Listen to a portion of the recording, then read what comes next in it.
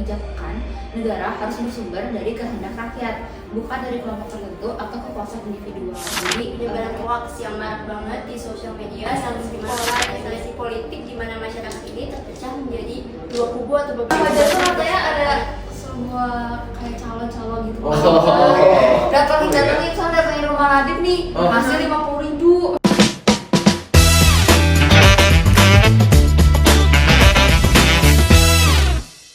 Halo semuanya, selamat datang di podcast Suara Rakyat Digital. Kenalin, aku Emir dan di sini aku bersama rekan aku ada aku Akila. Seneng banget nih hari ini kita bisa bareng kalian. Kita bakal ngobrolin topik yang deket banget sama kehidupan kita sebagai pelajar yang hidup di zaman serba online.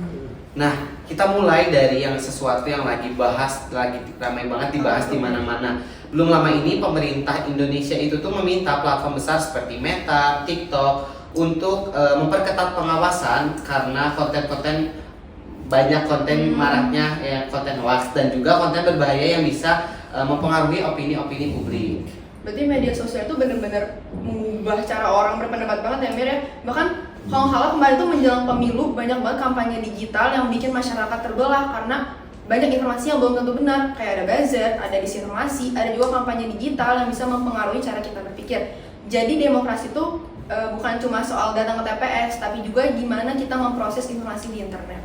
Nah, itu semua tuh nunjukin kalau demokrasi di era digital itu punya peluang yang sangat besar, tapi juga punya tantangan yang cukup serius nih. Makanya hari ini kita bakal bahas mulai dari dasarnya dulu, biar kita nggak cuma ikut-ikutan opini-opini dari media sosial doang. Nah, tentu ini kita nggak berdua doang. Di sini kita udah kedatangan narasumber yang bakal bantu kita buat memahami materi semua ini. Boleh dong perkenalan dulu nih dari kamu. Oke, halo semuanya, nama aku Nadif Kenzi. Halo semuanya, perkenalkan nama aku Mariza Masya. Halo semuanya, kenalin nama aku Adrul Awahir Hendrawan. Halo semuanya, kenalin aku Fatma Ania Afifah. Yeay, selamat datang. Narasumber kita nih Mir. Oke, setelah kita tadi sudah berkenalan, sudah berbincang sedikit materi-materi yang bakal dibahas, sekarang kita langsung masuk aja nggak sih ke inti obrolan. Kita bahas dari yang paling dasar dulu aja nih, biar pondasinya jelas. Sebenarnya apa sih yang dimaksud dari kedaulatan itu sendiri? Bisa kalian jelasin nggak? Boleh. Boleh. Jadi kedaulatan rakyat itu adalah prinsip yang menempatkan rakyat sebagai pemegang kekuasaan tertinggi dalam negara. Nah, dalam konteks Indonesia, prinsip ini ditegaskan dalam pasal 1 ayat 2 yang bunyinya kedaulatan berada di tangan rakyat dan dilaksanakan menurut undang-undang. Nah, artinya segala bentuk kekuasaan dan kebijakan negara harus bersumber dari kehendak rakyat, bukan dari kelompok tertentu atau kekuasaan individual. Jadi rakyatnya sangat berperan penting dalam demokrasi. Nah, kita kan sekarang lagi bahas kedaulatan rakyat dalam demokrasi di Indonesia nih di era modern. Nah, sebenarnya demokrasi itu apa sih?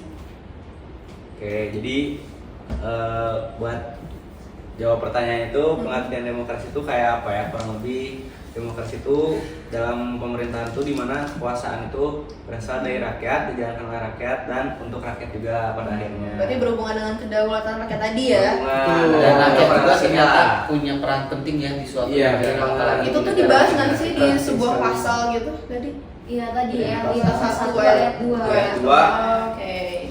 Selanjutnya tuh kan kita udah bahas dari dasarnya tadi pengertiannya, penjelasan mengenai bagaimana rakyat bisa pemegang kedaulatan di Indonesia. Oke. Kita boleh tahu nggak sih, atau kami boleh tahu nggak sih apa peran lembaga yang ada di institusi-institusi di Indonesia ini di pemerintahan? Jadi Coba dong, Nadif. boleh itu di Indonesia di sini pemerintahnya itu juga banyak ya dari presiden, DPR, Lembaga yudikatif. lembaga yudikatif juga. Apa itu lembaga yudikatif? Lembaga yudikatif itu tuh tuh kayak kayak seperti Mahkamah Agung atau Mahkamah Konstitusi. Betul, Jadi betul. lembaga ini tuh berfungsi untuk menegakkan hukum dan keadilan. Jadi memastikan bahwa pelaksanaan kekuasaan dan kedaulatan rakyat tuh berjalan dengan sesuai apa yang dikonstitusi. Betul. Dan Terus- biar seimbang juga ya, Ya. interaksi satu sama lain. Terus kalau DPR gimana Joy? DPR apa tuh? DPR gimana? Kalau DPR tuh, jadi fungsinya DPR tuh biasanya kan kalau rakyat-rakyat tuh punya aspirasi ya. Iya benar-benar. Rakyat-rakyat punya aspirasi kayak ya, kalian ngerti sendiri mungkin ya aspirasi itu kayak gimana, kayak mungkin ada kayak masalah gaji, tunjangan, terus kayak harga beras. Itu kan termasuk aspirasi ya. DPR tuh fungsinya itu kayak menampung aspirasi-aspirasi rakyat-rakyat kita Indonesia ini. Gitu. Kalau presiden sendiri, Iya. Lip, gimana sih presiden? Gimana kalau presiden? Coba dong. Jadi bisa kita bilang tuh presiden yang paling atas ya guys. Jadi kayak ketua pemerintahan gitu. Oh, iya. Nah, jadi presiden ini dipilih secara langsung oleh masyarakatnya sendiri. oleh kita juga. Iya, dan presiden ini akan menjalankan sebuah roda pemerintahan yang sudah dirancang oleh presidennya gitu. Oke. Staff-staffnya. Tadi kita udah lanjut tahu nggak sih kan. ngobrolnya, lanjut ya. Iya. Kan tadi udah tahu nih plannya ya. Sekarang boleh nggak sih pelaksanaan kedaulatan rakyat tuh dapat terlihat nyata tuh dalam Iya. kehidupan kita tuh beberapa bentuk kegiatan, Iya. misalnya boleh disebutkan nggak kegiatan Kayak tadi apa pemilihan Iya. presiden kan pemilu tuh. Oh iya, Iya. baru ini kan Apalagi ada pilkada. Pilkada. Terus kalau misalkan yang di lingkup sekitar kita banget kayak pemilihan ketua OSIS juga. Iya, banget. Iya, iya, Ketua iya. kelas juga. Ketua angkatan. Iya. Pastinya kita harus memilih apapun pakai Iya. demokrasi juga. Iya, betul. biar Berjurdil ya, adil, berjurdil. Oke, ternyata seru banget ya baru awalnya. Oh, tuh. seru Ternyata banget, udah- jujur. udah Seru banget. rinci Fatma banget. kira-kira ada yang mau dibahas nggak Pak? Dari Fatma nih. Oke, jadi di sini kita akan bahas periodisasi negara Indonesia dari mulai Orde Lama sampai ke era reformasi sekarang. Sampai sekarang nanti sampai digital Sampai digital banget ini. bahkan ya. Oke. Nah, kita ini kaitin dulu sama gimana sih demokrasi Indonesia dari masa ke masa. Baik, kita bahas dari Orde Lama. Orde Lama ini berlangsung sekitar 1945 sampai 1966. Oke. Jadi orde ini tuh terjadi benar-benar setelah Indonesia merdeka. Jadi wajar kalau misalnya Indonesia masih meraba-raba sistem pemerintahan mana yang cocok nih buat rakyatnya. Nah, percobaannya di sini ada demokrasi parlementer dan demokrasi terpimpin. Nah, kalau demokrasi parlementer di sini kepala pemerintahannya ada di Perdana Menteri. Jadi presiden itu sebenarnya bukan kayak yang memegang kekuasaan terpusat, tetapi lebih kayak simbolis aja gitu di masa itu. Nah, kalau nanti setelah di akhir masa Orde Lama ini muncul juga demokrasi terpimpin, di mana kepala pemerintahan itu berada di presiden. Nah, oke, yang selanjutnya itu ada Orde Baru. Orde Baru ini berlangsung sekitar 1966 sampai 1998. Nah, Orde Baru ini seperti yang kita tahu terkenal masanya dengan pembangunan ekonomi. Jadi negaranya tuh belum kayak terlalu membahas atau memfokuskan kepada stabilisasi politik. Mungkin Jadi karena masih- baru juga Iya, merdeka ya merdeka kita ya, ya, jadi jadi yang raba-raba tadi masih ya. kita pemerintahnya masih dicari-cari yang cocok dulu Iya, ya. betul, betul. Menyesuaikan lah Mer. Iya. Terus Iya, tadi nah, stabilitas. di masa Orde Baru ini memang udah ada ya pemilihan politik itu yang udah rutin juga, tapi masih belum terlalu mencerminkan aspirasi rakyat gitu lah, karena kan masih baru lah, negara baru, masih belum identitasnya masih belum ada gitu. Selanjutnya itu ada era reformasi. Era reformasi ini berlangsung sekitar 1998 sampai sekarang lah ya, era digital. Nah, di era ini tuh ruang demokrasi udah semakin luas. Pemilihan umum dilaksanakan secara langsung, bebas dan rahasia. Nah, jadi kebebasan berpendapat di sini tuh udah lebih terjamin daripada di era-era sebelumnya gitu. Nah, yang terakhir sekarang ada kita di era digital. Di era ini, ruang demokrasi jelas seperti yang kita udah tahu udah meluas banget, bahkan sampai ke ranah digital. Jadi bisa dibilang rakyat itu menjadi semakin bebas dalam menyampaikan pesan, kritik, atau bahkan sekedar keluh kesal mereka terkait pemerintahan misalnya. Bisa melalui platform-platform di media sosial atau bahkan kayak ya ada Instagram, TikTok gitu. Jadi bebas.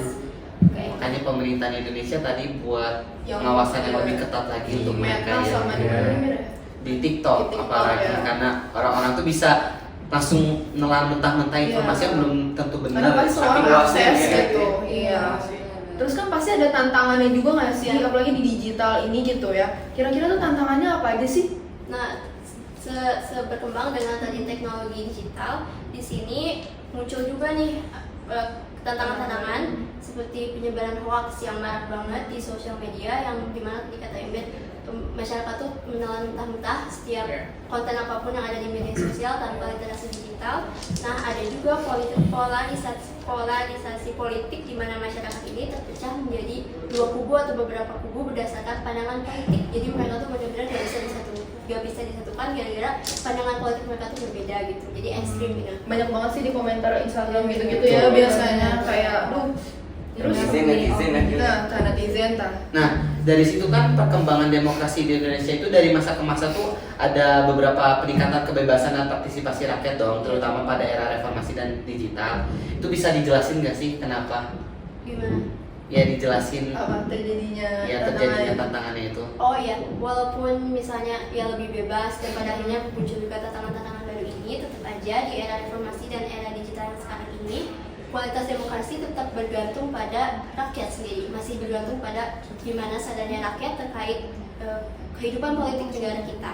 Jadi masyarakat masih menggunakan hak politik, harus menggunakan hak politik secara bijaksana dan bertanggung jawab, serta kemampuan negara dalam menjaga ruang demokrasi yang sehat dan berkeadilan itu tuh harus tetap dikedepankan gitu, walaupun kita misalnya udah bebas banget di era digital ini gitu.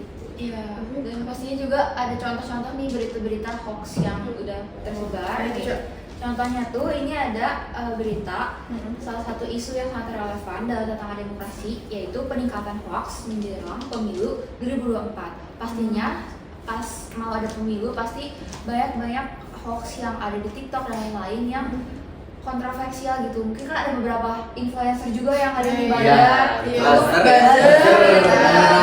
buat dijalanin kubusan juga dan lain-lain gitu. Nah di situ Kominfo memberi berita bahwa Kominfo sendiri punya komitmen tinggi untuk menanggulangi hoax secara cepat. Mereka ini bisa men-take down sendiri konten hoax dalam 1x24 jam. Nah, misalnya kan bisa nge-report tuh akun-akun yang emang kontroversial, gak jelas, nyebar-nyebar berita hoax. Terus juga Jindu ngingetin bahwa mereka juga ngajak masyarakat juga pemuda kayak kita, karena dalam data tuh 56% tuh masyarakat yang memilih presiden tuh 56% itu adalah remaja. Gen Z ini nih. Gen Z, iya. Jadi Apalagi kita udah pakai KTP gak sih kan? Iya, iya, kita nanti 2029 Iya.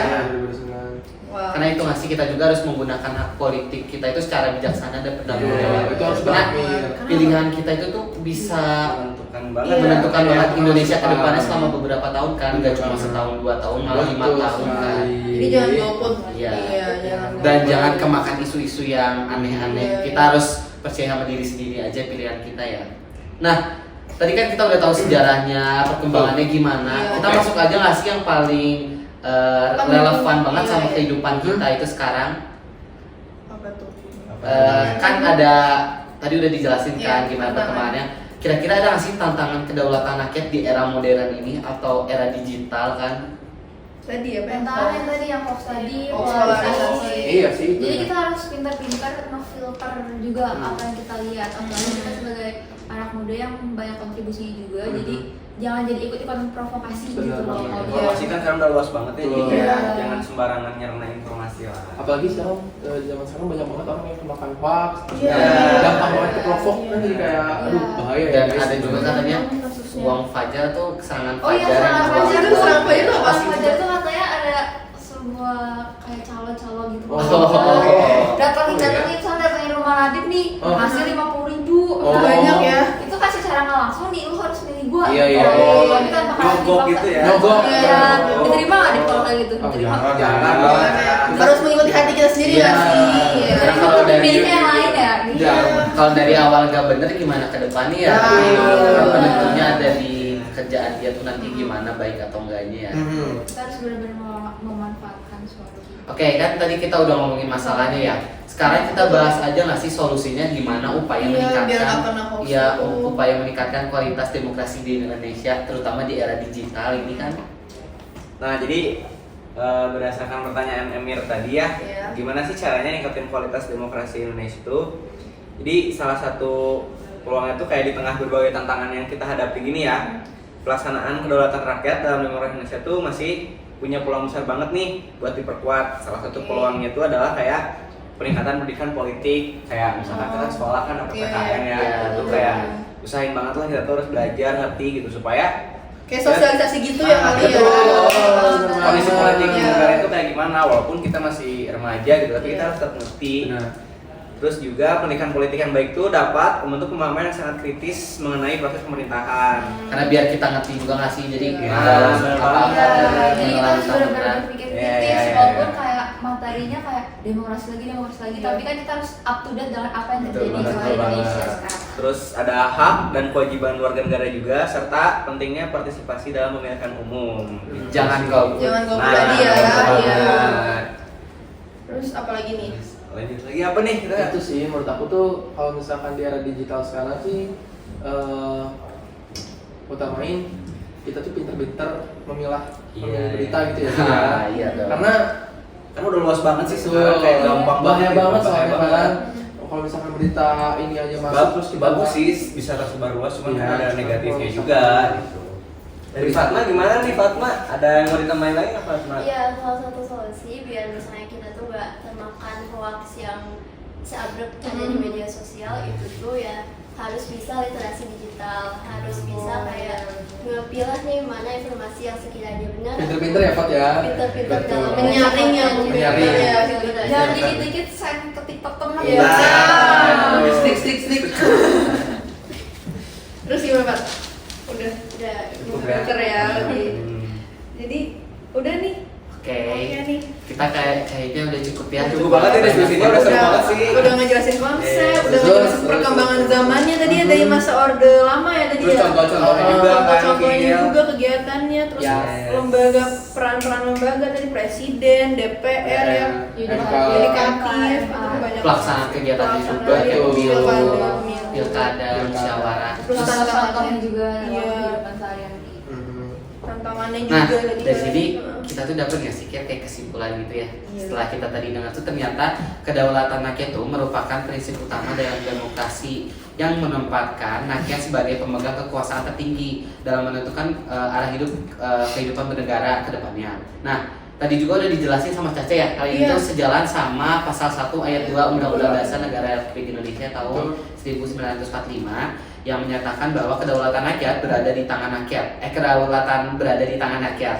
Dalam penerapannya di era modern ini tuh pelaksanaan kedaulatan rakyat tidak terlepas dari pengaruh perkembangan teknologi informasi, arus komunikasi yang terbuka serta dinamika politik yang berubah. Tapi pelaksanaan demokrasi ini tuh masih menghadapi tantangan-tantangan Tantangan juga seperti masih banyak. politik uang, terus juga ada polarisasi politik. Lagi berita hoax juga. Iya, ada ya kan? penyebaran yang tidak valid. Terus tantangan ini tuh dapat menghambat kualitas partisipasi masyarakat dalam proses demokrasi.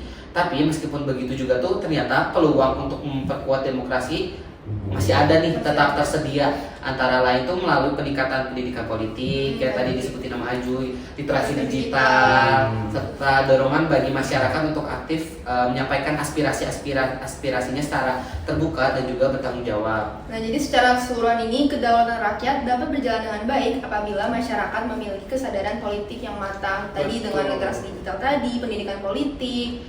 Nah, memahami perannya sebagai warga negara serta turut menjaga etika dalam kehidupan berdemokrasi, apalagi di zaman digital ini itu kita harus benar-benar tadi yang Memilah informasi gitu. dan juga literasi digital itu yang paling penting sih, karena kalau kita cuma baca dari tagline-nya doang tuh Iya. ya orang tuh bisa ada pro dan kontranya. Iya. Makanya ada literasi digital, kita harus literasi biar nggak salah kaprah dan nggak salah menelan mentah-mentah berita yang ada.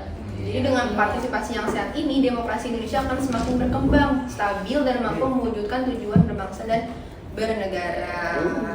Seru banget ya ternyata yang kita bahas. Seru banget, Demokrasi seru itu banget. benar-benar Terus luas kayaknya banget.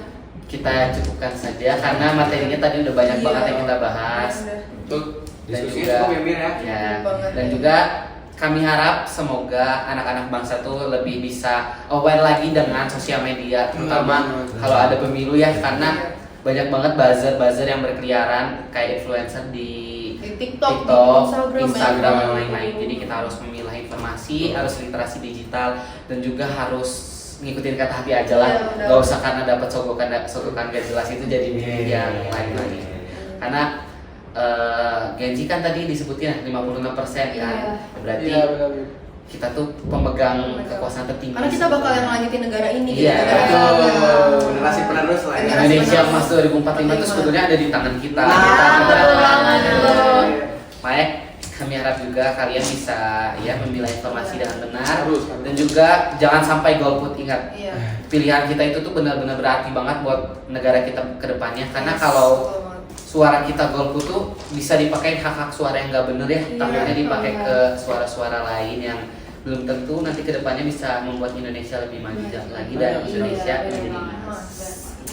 Oke, kami cukupkan saja. Terima kasih untuk Nadif, Marinza, Azrul, dan juga Fatma ya untuk jadi narasumber. Keren banget. Oke, Sekian dari dari kami. kami. Terima kasih. Dadah.